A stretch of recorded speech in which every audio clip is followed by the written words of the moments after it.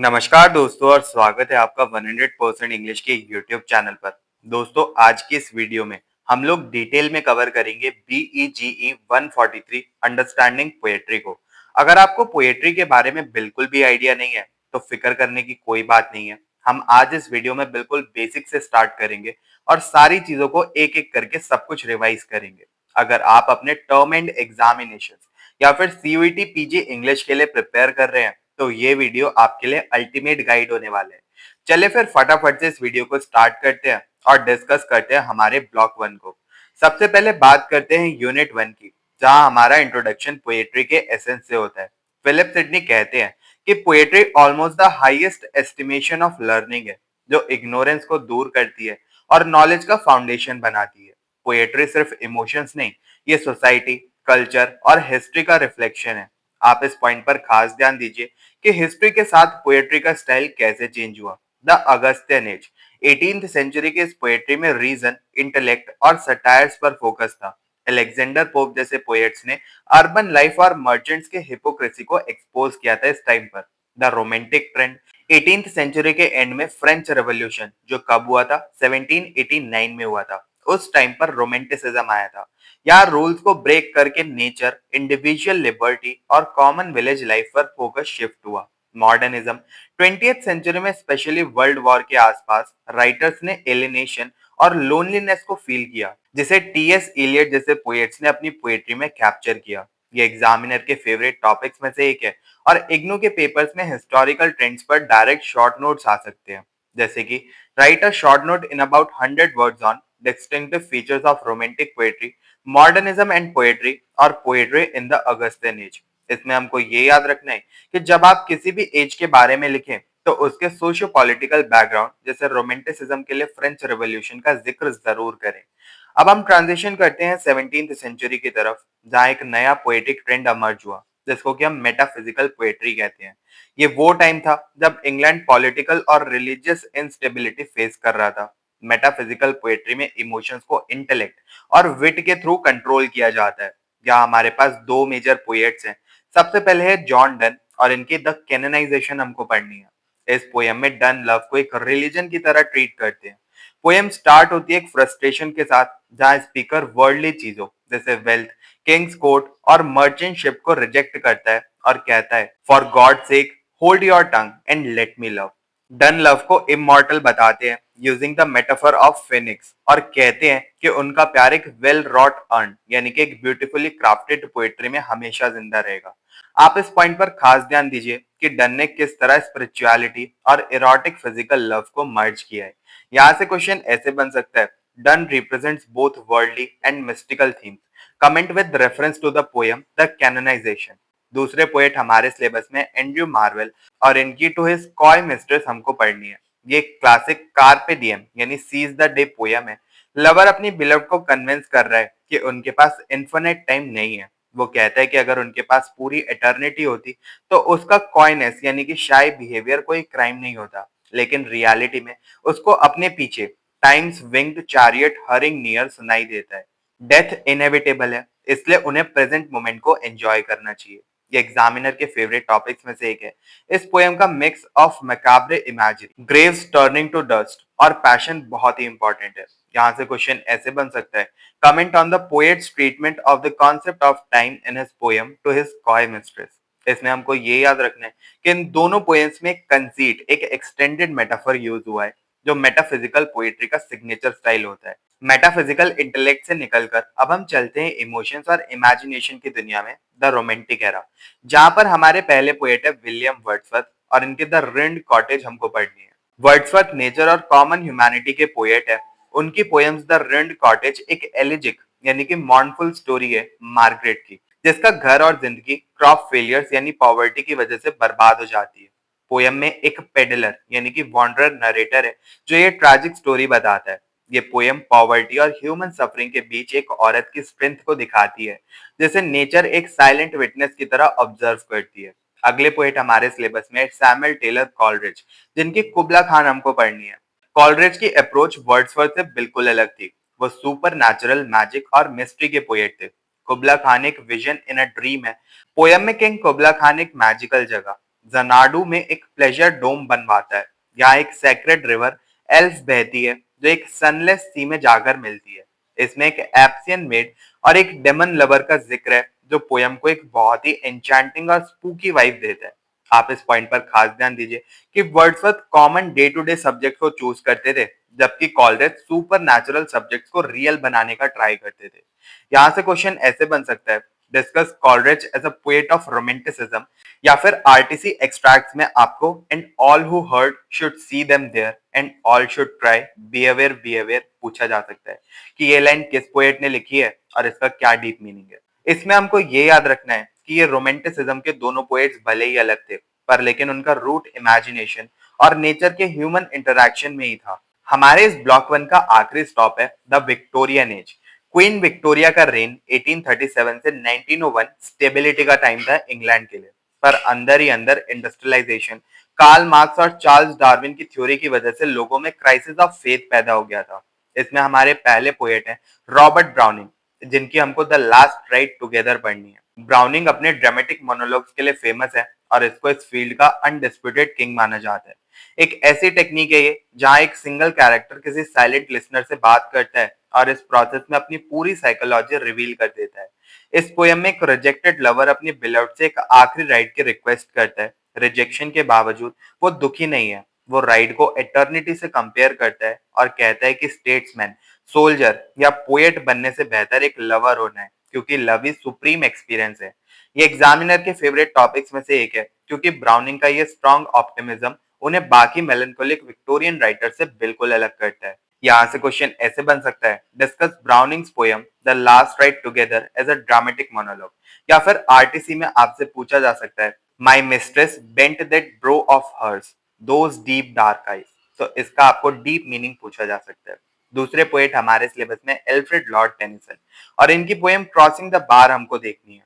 Tennyson की ये poem उनकी आखिरी पोएम्स में से एक है और ये डेथ को बहुत ही काम और ट्रैंक्विल वे में एक्सेप्ट करती है। पोयम में डेथ को एक समुंदर, एक सी के सफर से कंपेयर किया गया है। पोएट चाहता है कि जब वो लाइफ के बाउंड्री यानी बार को क्रॉस करे तो कोई रोना धोना यानी कि मॉर्निंग ऑफ द बार ना हो, वो कंप्लीटली एट पीस है, क्योंकि उसे उम्मीद है कि बाउंड्री क्रॉस करने के बाद वो अपने पायलट यानी गॉड को फेस टू फेस देख पाएगा। इसमें हमको ये याद रखना है कि टेनिसन की ये पोयम विक्टोरियन टाइम का फिलोसफिकल पेशेंस और एक्सेप्टेंस को दिखाती है। तो दोस्तों ये था हमारा डिटेल्ड एनालिसिस बीईजीई के ब्लॉक वन का, जहां हमने 18th सेंचुरी के सटायरिकल रीजन से लेकर रोमांटिक्स की इमेजिनेशन, मेटाफिजिकल पोएट्स के इंटेलेक्ट और विक्टोरियंस के साइकोलॉजिकल डेप्थ तक सब कुछ थॉरली डिकोड कर लिया है।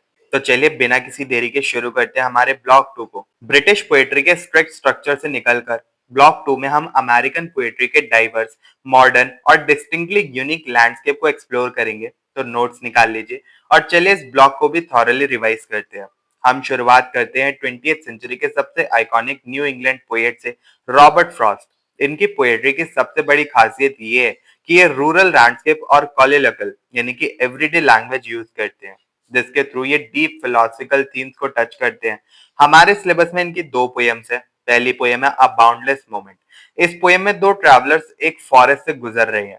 मार्च का महीना है और एक ट्रैवलर को दूर कुछ पेल दिखता है। वो पहले घोस्ट उसको समझता है, जबकि दूसरा ट्रैवलर यानी कि स्पीकर उसे पैराडाइज इन ब्लूम यानी कि खिला हुआ फूल समझता है। एंड में रियलिटी सामने आती है कि वो सिर्फ एक यंग बीच ट्री है जिसमें अभी अभी पिछले साल के पत्ते यानी कि लीव्स लगे हुए हैं। आप इस पॉइंट पर खास ध्यान दीजिए कि फ्रॉस्ट ने इस पोयम में ह्यूमन परसेप्शन और इल्यूजन यानी प्रिटेंस को नेचर के थ्रू कैसे दिखाया है। दूसरी पोयम इनकी हमारे सिलेबस में आफ्टर एप्पल पिकिंग। ये एक थके हुए एप्पल पिकर के थॉट्स हैं जो हार्वेस्ट के बाद एक्सट्रीम एग्जॉशन फील कर रहा है। उसके लैडर अभी भी हेवन की तरफ पॉइंट कर रही है और उसकी नींद को एक जानवर वुडचक की स्लीप से कंपेयर किया गया इस पोयम के अंदर, जो कि काफी इंपॉर्टेंट है। ये एग्जामिनर के फेवरेट टॉपिक्स में से एक है। फ्रॉस्ट का ह्यूमनिस्ट स्टांस और हार्डवर्क की डिग्निटी इस पोयम में साफ झलकती है। यहाँ से क्वेश्चन ऐसे बन सकता है, right a thematic analysis of after Apple picking, या फिर what is the significance of nature in Robert Frost poetry. इसमें हमको ये याद रखना है कि फ्रॉस्ट की पोएम्स में एक डिसेप्टिव सिंप्लिसिटी होती है। पढ़ने में ये सिंपल लगती है, पर लेकिन उनका मीनिंग ह्यूमन एग्जिस्टेंस के बहुत डीप कॉन्सेप्ट से जुड़ा हुआ होता है। अब बात करते हैं एक और मॉडर्निस्ट पोएट की जो इमेजिस्ट मूवमेंट से जुड़े हुए थे, विलियम कैरल विलियम्स। इनकी पोएम्स उनके शॉर्ट सेंटेंसेस और ऑर्डिनरी एवरीडे ऑब्जेक्ट्स पर फोकस के लिए जानी जाती है। इनकी पहली पोएम हमारे सिलेबस में है, a widow's lament in springtime. एक विडो अपनी 35 साल की मैरिज के बाद अपने हस्बैंड की डेथ पर मौन कर रही है। बाहर स्प्रिंग का मौसम है, प्लम ट्री और चेरी ब्रांचेस फूलों से भरे हुए हैं, पर विडो के लिए सब मीनिंगलेस है। वो कहती है sorrow is my own yard, और एंड में मार्श यानी दलदल में डूबने की इच्छा जताती है। दूसरी पोयम इनके हमारे सिलेबस में द डेड बेबी। ये पोयम एक घर के सीन से स्टार्ट होती है जहां एक डेड बेबी के आने की तैयारी चल रही है। पोएट लोगों को क्यूरियस हॉलिडे सीकर्स कहता है, जो मॉर्निंग की जगह तमाशा देखने आए हैं। एक अनकंसोल्ड मदर, एक पिटिफुल पर एबलर फादर का यहाँ पर जिक्र है, और बेबी की डेथ को प्रॉब्लमैटिक बताया गया है। आप इस पॉइंट पर खास ध्यान दीजिए कि विलियम्स नेचर या फिर घर की ऑर्डिनरी सेटिंग को यूज करके ह्यूमन आइसोलेशन और ट्रेजेडी को कितने डायरेक्टली प्रेजेंट करते थे। ये एग्जामिनर के फेवरेट टॉपिक्स में से एक है। उनका डायरेक्ट और मैटर ऑफ फैक्ट टोन अक्सर एग्जाम में पूछा जा सकता है। यहाँ से क्वेश्चन ऐसे बन सकता है, discuss the structural elements in the poem a dead baby and a widow's lament in spring time. इसमें हमको ये याद रखना है कि विलियम का प्रिंसिपल था no ideas but in things, इसलिए उनकी इमेजरी फिजिकल रियलिटी पर स्ट्रिक्टली बेस्ड होती है। नेक्स्ट हमारे पास है वैलेस स्टीवंस, जो अमेरिकन मॉडर्निज्म के एक हाईली फिलोसफिकल और एब्स्ट्रैक्ट पोएट है। इनकी पोएम्स में इमेजिनेशन और रियलिटी का ब्लेंड हमको देखने को मिलता है। इनकी पहली पोएम हमारे सिलेबस में द स्नोमैन।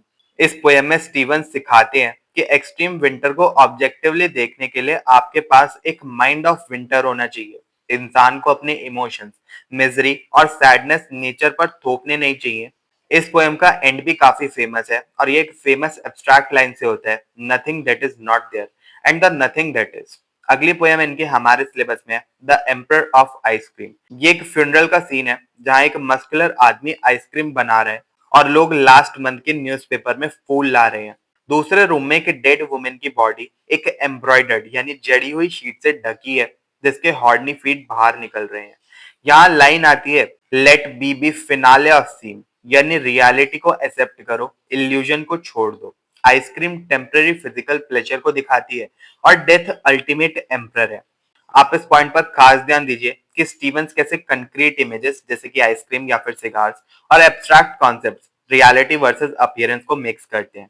ये एग्जामिनर के फेवरेट टॉपिक्स में से एक है, specially the emperor of the ice cream का डिलेड रेवलेशन, जहां एंड में पता चलता है कि सीन एक फ्यूनरल का है। यहाँ से क्वेश्चन ऐसे बन सकता है, Stevens poems are significantly philosophical, do you agree? Give a reasoned answer with references from The Snowman and The Emperor of Ice Cream। इसमें हमको ये याद रखना है कि स्टीवंस के यहाँ इमेजिनेशन एक सुप्रीम फिक्शन है, जिसके थ्रू इंसान रियलिटी को कॉम्प्रिहेंड करता है। आखिरी और सबसे पावरफुल सेक्शन हमारे इस ब्लॉक में है लैंगस्टन ह्यूग्स का, जो हार्लम रेनेसा के लीडिंग फिगर थे। इनकी poetry African American identity, racial pride और स्ट्रगल्स की आवाज है। सबसे पहली पोएट्री इनकी हमारे सिलेबस में द नर्गो स्पीक्स ऑफ रिवर्स। ये पोयम अफ्रीकन अमेरिकन की डीप और एंशियंट हिस्ट्री को ट्रेस करती है। स्पीकर रिवर को सिंबल बनाता है, यूफ्रेट्स, कॉन्गो, नाइल और मिसिसिपी, जहां एबी लिंकन ने स्लेवरी देखी थी। इसमें एक रिफ्रेन है, my soul has grown deep like the rivers, जो बताता है कि इनकी हिस्ट्री सिर्फ स्लेवरी तक लिमिटेड नहीं है, बल्कि ह्यूमैनिटी के डॉन से जुड़ी हुई है। अगली पोयम इनके हमारे सिलेबस में है यंग गर्ल्स ब्लू। ये पोयम एक blues musical form AAB stanza structure में लिखी गई है। एक यंग गर्ल अपनी फ्रेंड कोरा ली के ग्रेवयार्ड जाने और अपनी ओल्ड आंट क्लू को पो हाउस यानी कि पुअर हाउस में देखने के बाद डेथ और ओल्ड एज से डरने लगती है। वो कहती है कि अगली और ओल्ड होने से बेहतर मरना है। ये पोयम अफ्रीकन अमेरिकन स्लैंग और एवरीडे डायलेक्ट का यूज करती है, जो कि इसमें काफी इंपॉर्टेंट है। आप इस पॉइंट पर खास ध्यान दीजिए कि ह्यूग्स ने ब्लूज फॉर्म यूज करके कॉमन वर्किंग क्लास लोगों के दर्द और रेजिलियंस दोनों को एक आवाज दी थी। ये एग्जामिनर के फेवरेट टॉपिक्स में से एक है। हार्लेम रेनेसा और रेशियल कॉन्शियसनेस पर डायरेक्ट क्वेश्चंस आते हैं। यहाँ से क्वेश्चन ऐसे बन सकता है, discuss Langston Hughes as an African American poet, या फिर the sense of self is intertwined with history. Comment on the statement with reference to the poem the नर्गो स्पीक्स ऑफ रिवर। इसमें हमको ये याद रखना है कि ह्यूज ने कभी अपनी रेस को ओवर इंटेलेक्चुअलाइज या फिर रोमांटिसाइज नहीं किया, बल्कि उन्हें रियल ह्यूमन टर्म्स में प्रेजेंट किया। और इसी के साथ दोस्तों हमारा ब्लॉक 2 का डीप डाइव भी यहाँ पर कंप्लीट होता है। फ्रॉस्ट के नेचर और ह्यूमनिज्म से लेकर विलियम्स की शार्प इमेजरी तक और स्टीवंस की फिलोसफिकल कॉम्प्लेक्सिटी से लेकर ह्यूग्स की ब्लूज और रेशियल प्राइड तक हमने हर चीज को डिटेल में कवर कर लिया। तो दोस्तों फटाफट से बिना किसी देर के हेड करते हैं हमारे ब्लॉक 3 की तरफ। ब्लॉक 1 और 2 को मास्टर करने के बाद अब हम एंटर करने जा रहे हैं एक ऐसे फेज में जो हमारे खुद के लिटरेचर का रिफ्लेक्शन है। ब्लॉक 3 है Indian English poetry. Post independence era में इंडियन पोएट्स ने रोमांटिसिज्म के शैडो से बाहर निकलकर अपनी एक यूनिक और कॉन्फिडेंट आवाज ढूंढी। ये ब्लॉक उसी बदलाव की कहानी है जहां इंडिविजुअलिज्म, अर्बन लाइफ और socio political reality centre stage पर आती है। तो अपना फोकस एकदम शार्प रखिए क्योंकि इस ब्लॉक से directly interpretation based question exam में आ सकते हैं। चलिए बिना किसी देर के शुरू करते हैं। हमारा पहला यूनिट उन दो पोएट्स पर फोकस करता है जिन्होंने इंडियन इंग्लिश पोएट्री को मॉडर्न बनाया। सबसे पहले है नसीम एजिकल। इनकी poem goodbye party of Miss Pushpa T S हमको पढ़नी है। एजिकल एक अर्बन पोएट थे जो बेने इजराइल ज्यूइश कम्युनिटी से बिलोंग करते थे। उनकी ये पोयम एक ब्रिलियंट सटायरिक ताना है। ये एक फेयरवेल पार्टी का सीन है जहां स्पीकर में पुष्पा टीएस को फॉरेन जाने के लिए बॉन वॉयज विश कर रहा है। आप देखेंगे कि स्पीकर का टोन बहुत ही पेट्रोनाइजिंग और पेट्रियार्कल है जो मिस पुष्पा को सिर्फ स्माइलिंग और कुकिंग नाइसली तक लिमिट कर देता है। आप इस पॉइंट पर खास ध्यान दीजिए कि एजिकल ने इस पोयम में जानबूझकर इंडियनिज्म्स जैसे जेरेंड वर्ब का गलत use, is departing, is smiling का यूज किया है ताकि वो उस अपर मिडिल क्लास का मजाक उड़ा सके जो इंग्लिश लैंग्वेज पर ऑब्सेस तो करते हैं पर उसे ठीक से बोल ही नहीं पाते। अगले पोएट हमारे सिलेबस में यूनिस डिसूजा और इनकी बिक्वेस्ट हमको देखनी है। यूनिस डिसूजा एक गोवन कैथोलिक कम्युनिटी से आती है और इनकी पोएट्री में एक बहुत ही स्ट्रॉन्ग फेमिनिस्ट आवाज होती है। बिक्वेस्ट पोयम में वो रिलीजियस और पेट्रियार्कल ऑर्डर्स को ओपनली क्रिटिसाइज करती है। एक तरफ सोसाइटी उन्हें वाइज वुमेन बनने को कहती है जो एक प्लास्टिक फ्लावर की तरह वेशियसली बिना किसी इमोशंस के स्माइल करे, पर पोएटेस इस स्ट्रिक्ट स्टैंडर्ड को रिजेक्ट कर देती है। वो कहती है कि वो अपना हार्ट किसी एनिमी को बिक्वेथ यानी दान करना चाहेगी जो उनका रिबिलियस नेचर दिखाता है। ये एग्जामिनर के फेवरेट टॉपिक्स में से एक है क्योंकि यहाँ सटायर और फेमिनिज्म दोनों का परफेक्ट ब्लेंड हमको देखने को मिलता है। यहाँ से क्वेश्चन ऐसे बन सकता है, do you agree that Eunice D'Souza's poems are personal and yet socio-political in nature? Give reasons for your answer. इसमें आपको बिक्वेस्ट की लाइंस को कोट कर कर अपने आंसर को फ्रेम करना होगा। इसमें आप ये याद रखिएगा कि यहाँ एजिकल का अप्रोच सोसाइटी को दूर से ऑब्जर्व करके मॉक करना है जबकि डिसूजा का अप्रोच सोसाइटी के रूल्स के खिलाफ एग्रेसिवली लड़ना है। अब चलते हैं यूनिट 2 की तरफ जहां हमें दो ऐसे पोएट्स मिलते हैं जिनकी रूट्स इंडियन कल्चर में डीपली एम्बेडेड है पर उनका विजन यूनिवर्सल है। पहले पोएट हमारे सिलेबस में ए के रामानुजन और इनकी on the death of a poem हमको पढ़नी है। रामानुजन अपने शॉर्ट एपहॉरिस्टिक यानी क्रिस्प और टू द पॉइंट स्टाइल के लिए जाने जाते हैं जो उन्होंने क्लासिकल तमिल वचनाथ से सीखा था। ये पोयम पोएट्री लिखने के क्रिएटिव प्रोसेस पर एक डीप कमेंट करती है। पोयम में इमेजेस आपस में कंसल्ट करती हैं जैसे कोई कंसाइंस स्ट्रिकन ज्यूरी हो और धीरे धीरे एक सेंटेंस बनाती हैं। अगर एक पोयम इन इमेजेस को प्रॉपरली यूनाइट नहीं कर पाती तो उसकी डेथ हो जाती है। ये इस पोयम में हमको देखने को मिलता है। आप इस पॉइंट पर खास ध्यान दीजिए कि रामानुजन पोएट को एक पैसिव एजेंट मानते हैं जहां इमेजेस खुद अपनी लाइफ और अपना लॉजिक डिसाइड करती हैं। अगले पोएट हमारे इस यूनिट में जयंत महापात्रा और रेन ऑफ राइट्स इनकी हमको पढ़नी है। महापात्रा एक ओडिया पोएट है जिनकी पोएट्री हमेशा उनके नेटिव लैंडस्केप से जुड़ी हुई होती है। इस पोयम में रेन यानी बारिश एक सेंट्रल मेटाफर है। पोएट एक ऐसी रेन का जिक्र करता है जो जमीन पर पहुंचने से पहले ही क्लाउड में लाइटनिंग यानी ब्रेकिंग अवे इनटू लाइट बनकर फट जाती है। ये rain creative inspiration, existential crisis या फिर लाइफ के अल्टीमेट ट्रुथ का सिंबल हो सकती है। जयंत महापात्रा एग्जामिनर के फेवरेट टॉपिक्स में से एक है क्योंकि इनका मॉडर्निस्ट और रोमांटिक इमेजरी का फ्यूजन बहुत ही यूनिक है। यहाँ से क्वेश्चन ऐसे बन सकता है, what does the rain signify in the rain of rights, explain.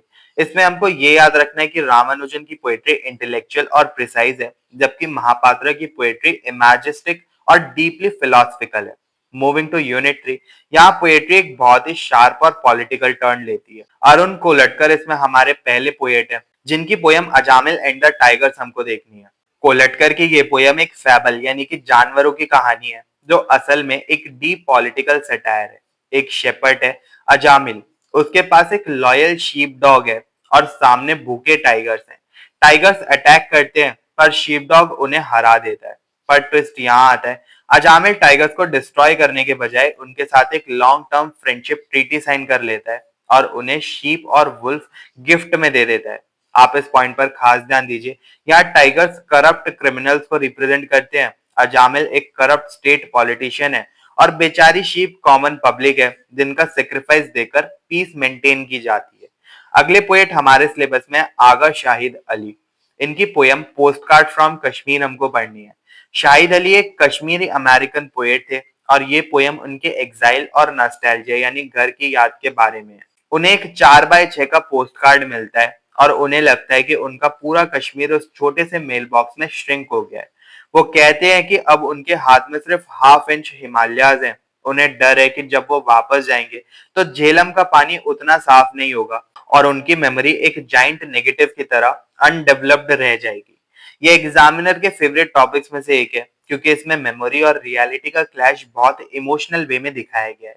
यहाँ से क्वेश्चन ऐसे बन सकता है, Kolatkar has destroyed the form of the fable to comment on the political reality of India at the time discuss. इसमें आपको ये याद रखना है कि कोलटकर की आवाज सटारिस्टिक और रिबेलियस है, जबकि शाहिद अली की आवाज लिरिकल, इंटेंस और डीपली इमोशनल है। हमारे ब्लॉक 3 के फाइनल यूनिट में उन पोएट्स को हमको देखना है जो 1980s और 90s के डिसइल्यूजनमेंट और साइनिसिज्म यानी निराशा को एक्सप्रेस करते हैं।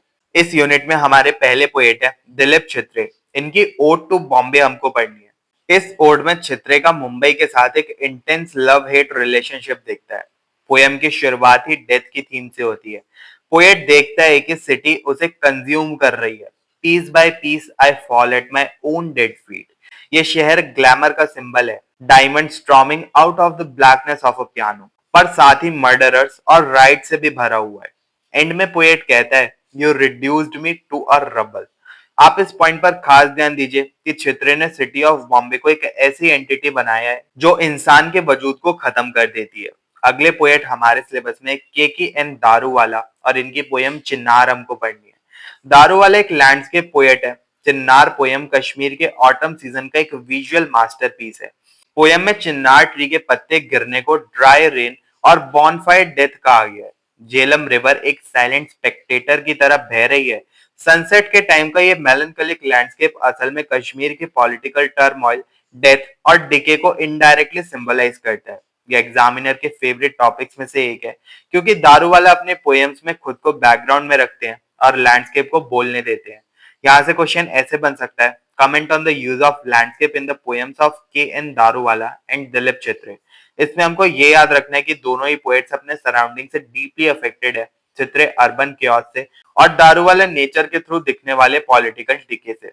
तो दोस्तों यहाँ पर हमारा ब्लॉक 3 जो कि था इंडियन इंग्लिश पोएट्री खत्म हो जाता है। हमने एजिकल के सटायर से लेकर कोलटकर के पॉलिटिकल फैबल्स और दारूवाला के साइलेंट लैंडस्केप तक सब कुछ देख लिया। चले फिर फटाफट से हेड करते हैं हमारे ब्लॉक 4 पर जो कि है पोएट्री फ्रॉम द मार्जिन्स और अपनी वीडियो को भी कंक्लूड करते हैं। ये ब्लॉक उन आवाजों के बारे में है जिन्हें सोसाइटी ने हमेशा मार्जिन्स यानी किनारे पर रखा, जैसे हमारे ट्राइबल कम्युनिटीज और दलित राइटर्स। इनकी पोयम उनके ओरल ट्रेडिशंस और उनके स्ट्रगल्स और उनके सेल्फ एजर्शन की एक बहुत ही स्ट्रॉन्ग आवाज है। तो चलिए बिना किसी डिले के इस फाइनल ब्लॉक को भी उसी एनर्जी के साथ डिकोड करते हैं। ब्लॉक 4 की शुरुआत होती है नॉर्थ ईस्ट इंडिया से, जहां मेघालय के खासी ट्राइब के पोएट किन्फम सिंह नोंगकिंगरी अपनी आवाज बुलंद करते हैं। इनकी पोएट्री में नॉर्थ ईस्ट की खूबसूरती के साथ साथ वहां के पॉलिटिकल इंसर्जेंसी का पेन भी देखता है। इनकी सबसे पहली पोयम हमारे सिलेबस में है द कलर्स ऑफ ट्रुथ। इस पोयम में पोएटिक आफ्टरनून सिएस्टा यानी दोपहर की नींद का जिक्र करते हैं जो एक डिस्टर्बिंग फोन कॉल से टूट जाती है। ये कॉल इंसर्जेंट्स की तरफ से एक वार्निंग है। जब पोएट अपनी आंखें बंद करके सन की तरफ देखते हैं तो उन्हें नेचर के कलर्स नहीं बल्कि सिर्फ डिसगॉर्जिंग ब्लड और रेड कलर और लाइफ इरेजिंग ब्लैक कलर दिखता है। ये रेड और ब्लैक कलर्स ही उनके रीजन की ट्रैजिक डेस्टिनी और इम्यूटेबल ट्रुथ बन चुके हैं। आप इस पॉइंट पर खास ध्यान दीजिए कि पोएट यहाँ पेसिमिस्टिक नहीं है बल्कि वो सोसाइटी के वायलेंस और ब्लडशेड की हार्श रियलिटी को एक्सेप्ट करके आगे बढ़ने की बात कर रहे हैं। दूसरी पोएम इनकी हमारे सिलेबस में द एंशिएंट रॉक्स ऑफ चेरा। चेरा पूंजी सोरा के लैंडस्केप पर बेस्ड इस पोएम में पोएट यू थ्लेन नाम के एक मैन ईटिंग सर्पेंट के एंशिएंट खासी मिथ का यूज करते हैं। यूथलेन एक एविल डेमन था जो लोगों को खा जाता था, जिसके डेथ से जमीन पर डीप गॉर्जेस यानी खाइयां बन गई हैं। आज के टाइम में ये मॉन्स्टर इंसर्जेंसी को सिंबलाइज करता है, जो इनोसेंट लोगों की जान ले रहा है। पर एंड में चेरा के एंशिएंट डार्क ग्रे रॉक्स एक सेज, एक साधु की तरह खड़े हैं, जो पोएट को उनके घर यानी होम का एहसास दिलाते हैं और एक टॉलरेंस का मैसेज देते हैं। ये एग्जामिनर के फेवरेट टॉपिक्स में से एक है, स्पेशली खांसी मिथ और इंसर्जेंसी का कनेक्शन। यहाँ से क्वेश्चन ऐसे बन सकता है, describe the myth used in the poem the ancient rocks of Chera, या फिर discuss the significance of the title of the poem the colour of truth. इसमें आपको ये याद रखना है कि poetry from the north east अब सिर्फ डेफोडिल्स और कुकूज के बारे में नहीं है, बल्कि गन्स, बुलेट्स और सर्वाइवल के बारे में भी है। अब हम चलते हैं झारखंड के संथल ट्राइब की तरफ, जहां से निर्मला पुतुल अपनी संथली लैंग्वेज के ओरल ट्रेडिशंस को पोएट्री का फॉर्म देती हैं। संथल लोग नेचर से डीपली कनेक्टेड है और उनका पूरा इकोसिस्टम उनके आसपास के पहाड़ों माउंटेन्स पर बेस्ड है। और इनकी पहली पोयम हमारे सिलेबस में इंक्लूडेड है, द माउंटेन वुमेन। अब भाई माउंटेन के आसपास इकोसिस्टम बेस्ड है तो पोयम भी कुछ वैसी ही होगी। इस पोयम में एक संथली औरत के हार्ड वर्क को दिखाया गया है। वो अपने सर पर ड्राइड वुड का बंडल लेकर उसे बाजार में बेचकर अपनी फैमिली की भूख मिटाती है। वो फील्ड्स में पैडी यानी धान प्लांट करती है और पत्थरों को तोड़ती है। आप इस पॉइंट पर खास ध्यान दीजिए, जब वो पहाड़ के पत्थर तोड़ती है तो वो सिर्फ फिजिकल स्टोन्स नहीं तोड़ रही, बल्कि वो पेट्रियार्कल सोसाइटी के माउंटेनियस रिचुअल्स एंड टैबूज को भी तोड़ रही है, उनको ब्रेक कर रही है। अगली पोयम इनके हमारे सिलेबस में द माउंटेन चाइल्ड। ये एक बहुत ही खूबसूरत पोयम है जो संथल बच्चे के ग्रोथ को दिखाती है, जो पहाड़ों की गोद यानी लैप ऑफ द माउंटेन में बड़ा होता है। जब ये बच्चा आसमान में एक एयरप्लेन उड़ता हुआ देखता है तो वो अपने फादर से पूछता है, व्हाट इज दैट बर्ड। ये लाइन दिखाती है कि बच्चे की अपब्रिंगिंग नेचर के बीच हुई है, मशीन्स के बीच नहीं, इसलिए उसकी इमेजिनेशन बिल्कुल नेचुरल है। ये एग्जामिनर के फेवरेट टॉपिक्स में से एक है, क्योंकि ये पोएम्स ट्राइबल इमेजिनेशन और उनके नेचर के साथ इंटीग्रल कनेक्शन को बहुत इजीली एक्सप्लेन करती है। यहाँ से क्वेश्चन ऐसे बन सकता है, discuss the mountain women with reference to its focus on human strength, या फिर describe the atmosphere created in the poem mountain child. इसमें आपको ये याद रखना है कि निर्मला पुतुल की पोएट्री में माउंटेन एक बहुत बड़ा मेटाफर है, जो उनकी स्ट्रेंथ, सिक्योरिटी और उनके टफ लाइफ स्ट्रगल्स दोनों को रिप्रेजेंट करता है। हमारा तीसरा स्टॉप है महाराष्ट्र, जहां हम ज्योति लंजेवर की पावरफुल मराठी दलित फेमिनिस्ट पोएट्री को एक्सप्लोर करेंगे। इनकी पोएम्स अंबेडकराइट मूवमेंट से इंस्पायर्ड हैं और इनइक्वालिटी के खिलाफ डायरेक्ट प्रोटेस्ट करती हैं। इनकी पहली पोएम हमारे सिलेबस में है केव्स। केव्स एक प्रोटेस्ट पोएम है जो दलित्स पर हुए जुल्म और कास्ट बेस्ड ऑपरेशन के खिलाफ आवाज उठाती है। पोएम की ओपनिंग लाइंस में पोएट कहती हैं कि ऑपरेसर्स के inhuman atrocities have carved caves in the rocks of my heart. उनका दर्द इतना डीप है कि उसने दिल में गुफाएं यानी केव्स बना दी हैं। पर पोएट यहाँ नहीं रुकती, वो कहती है कि अब वक्त बदल गया है और वो फ्लेम्स ऑफ ह्यूमन राइट्स को फैन करेंगे, यानी कि उनको हवा देंगी, ताकि इस अनजस्ट सिस्टम को जलाकर राख किया जा सके। बेसिकली जैसे आपने कभी भुट्टा भूनते हुए देखा होगा, उसे ऐसे फैन करते हैं, हवा देते हैं तो आग बढ़ जाती है, तो उसी चीज की यहाँ पर बात की जा रही है। आप इस पॉइंट पर खास ध्यान दीजिए कि लंजेवर का टोन यहाँ हेल्पलेस का नहीं, बल्कि एक स्ट्रॉन्ग रेबल यानी बागी का है। दूसरी पोयम इनकी हमारे सिलेबस में है लीडरशिप। ये पोयम एक ट्री, एक पेड़ के मेटाफर का यूज करके बताती है कि एक ट्रू लीडर कैसा होना चाहिए। लंजेवर कहती हैं कि ट्रीज अपनी जगह फिक्स्ड रहते हैं, पर वो ओल्ड ट्रेडिशन से नहीं चिपकते, ना ही हिपोक्रेटिस को सपोर्ट करते हैं। एक ट्रू लीडर बिल्कुल उस पेड़ की तरह होता है जो बिना किसी डिस्क्रिमिनेशन के सभी बर्ड्स यानी हर कास्ट और क्लास के लोगों को घोंसला बनाने की जगह देता है, और जब वक्त आता है तो उन्हें उड़ना भी सिखाता है। ये एग्जामिनर के फेवरेट टॉपिक्स में से एक है। दलित फेमिनिस्ट स्टैंड पॉइंट से प्रोटेस्ट पोएट्री को एनालाइज करना काफी स्कोरिंग हो सकता है। यहाँ से क्वेश्चन ऐसे बन सकता है, analyse Jyoti Lanjewar's poetry as the voice of protest, या फिर critically comment on the qualities of a leader as expressed in the poem leadership. इसमें आपको ये याद रखना है कि लंजेवर की आवाज में कलेक्टिव एंगर है और उनकी पोएम्स डायरेक्टली ह्यूमन राइट्स और इगैलिटेरियन सोसाइटी यानी कि इक्वल सोसाइटी की मांग करती है। अब हम आते हैं सिलेबस के आखिरी पोएट पर, सुकीर्था रानी, जो एक तमिल दलित फेमिनिस्ट राइटर है। इनकी पोएट्री कास्ट डिस्क्रिमिनेशन और पेट्रियार्कल कंट्रोल को बहुत ब्रूटली एक्सपोज करती है और फीमेल बॉडी को रिक्लेम करती है। पहली पोएम इनके हमारे सिलेबस में पारिया गॉड। पारिया एक आउटकास्ट को कहा जाता है जिसे सोसाइटी से निकाल दिया गया हो। अपर कास्ट के लोग दलित की हर चीज को पारिया कहकर उन्हें डिमीन करते थे। इस पोयम में सुकीर्ता रानी एक आईयू फॉर्मेट में अपर कास्ट लोगों को चैलेंज करती है। वो कहती है कि तुम हमारे सन को पारिया सन कहते हो, हमारे डॉग्स को पारिया डॉग कहते हो और हमारे मेहनत को पारिया लेबर कहते हो। फिर वो पोयम के एंड में एक शार्प क्वेश्चन पूछती है, अगर सब कुछ पारिया है तो उस भगवान का क्या नाम है जो इन लोगों के ऑपरेशन को देखता है और ब्लड थ्रस्टी है? What is the name of that Pariya God? आप इस पॉइंट पर खास ध्यान दीजिए कि पोएट यहाँ पारिया वर्ड को ऑपरेसर्स पर ही वापस फेंक रही है, उनके नेमिंग स्ट्रैटेजी को इन्वर्ट कर रही है। अगली पोयम इनकी हमारे सिलेबस में अनटाइटल्ड पोयम द सेकंड। ये पोयम एक यंग दलित गर्ल के पर्सपेक्टिव से उसके पारिया आइडेंटिटी का रियलाइजेशन दिखाती है। वो देखती है कि उसके लोग डेड काउ स्किन्स करते हैं और उसका फादर गले में एक ड्रम टांग कर घूमता है। शुरू में वो एम्बेरसमेंट फील करती है, टीचर के डंडे यानी केन से डरती है और क्लास के बैक रो में अकेले रोती है। पर पोयम के एंड तक आते आते वो एक स्ट्रॉन्ग मैच्योर औरत बन चुकी है। अब उसके अंदर कोई शर्म नहीं है। वो प्राउडली डिक्लेयर करती है, yes I am a pariah girl. ये एग्जामिनर के फेवरेट टॉपिक्स में से एक है। पारिया आइडेंटिटी का ये फियर्स एक्सेप्टेंस और एजर्शन एग्जाम में फ्रिक्वेंटली आता है। यहाँ से क्वेश्चन ऐसे बन सकता है, analyse the poem untitled second and show its relevance to dignified living, या फिर comment on the title of the poem pariah god. इसमें आपको ये याद रखना है कि सुकीर्थ रानी की पोएट्री लाइफ नरेटिव्स का एक पावरफुल एग्जाम्पल है जहां पर्सनल पेन को एक शार्प पॉलिटिकल वेपन में बदल दिया गया है।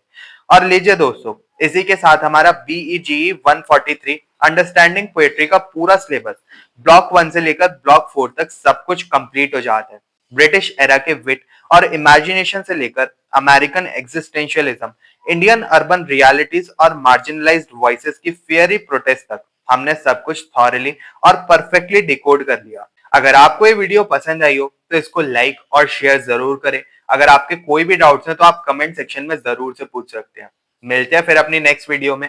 तब तक के लिए सब्सक्राइब कर लीजिए 100% इंग्लिश चैनल को and best of luck for your upcoming examination.